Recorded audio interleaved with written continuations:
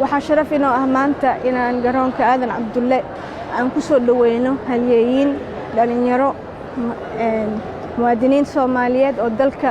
doorbida inay dib ugu soo noqdaan kuwaasoo ka soo noqday dalka Liibiya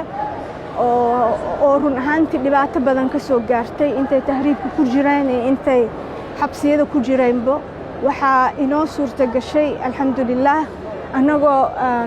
dawlad ahaan hal meel ka soo wada jeedno xafiiska madaxweynaha xafiiska ra'iisul wasaaraha wasaaradda arrimaha dibadda wasaaradda amniga iyo dhammaan qaxootiga qaranka iyo dhammaan hay'adaha ka shaqeeyo hijrada gaar ahaan waxaan u mahad celinayaa safaaradda Soomaaliya ee dalka Liibiya gaar ahaan magaalada Tripoli danjiraha Cabdi Aadan konsulka iyo fair secretary-ga oo run ahaan shaqadan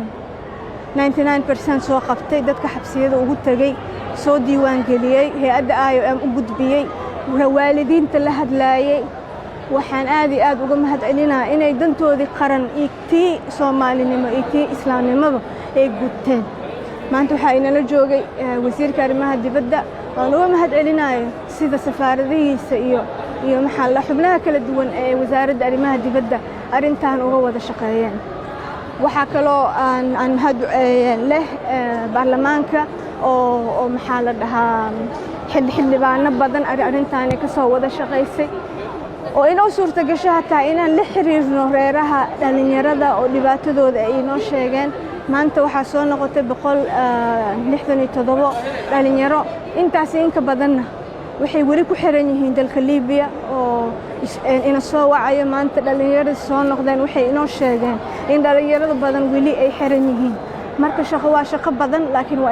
waa dawladda ay ka dhan tahay madaxweynaha ra'iisul wasaaraha iyo dhammaan xukuumadda in muwaadin kasta Soomaali oo dalka dhibaatadiisa dib ku haysato in loo gargaaro